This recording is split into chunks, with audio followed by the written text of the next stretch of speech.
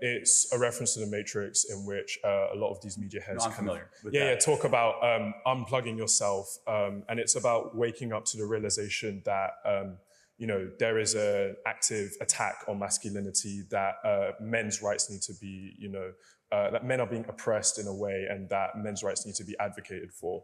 And, you know, many people have attributed the red pill media to rise in like this almost generation of lost boys. I kind of wanted to get your opinion on kind of like, do you see this generation of lost boys as a failure of like, say, masculinity, or are there potential other factors, economic, social factors, such as, you know, the death of the American dream, increasing costs of living in America, increased costs of education? Are there like any other reasons as to why this generation of lost boys might exist, or do you basically attribute it to just... I acknowledge all of that, of course. I mean, one of them, it's a very good faith question, and thank you.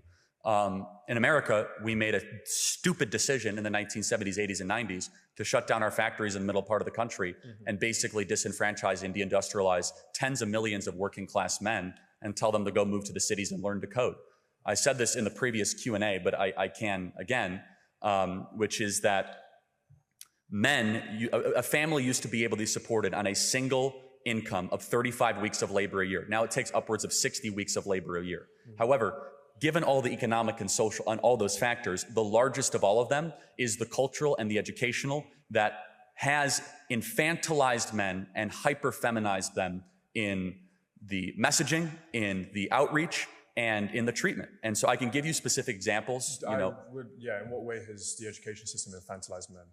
I mean, every possible way, from the hypermedication of young men, from in the core curriculum in America, we learn about toxic masculinity from ages 8 in public schools in California and in New York.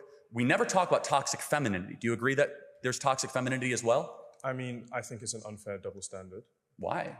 Well, how can femininity not be toxic if masculinity can? I'm not saying they can't be. Do we teach kids about toxic femininity in our schools? No, tell me yes or no. I mean, I think that they come from two very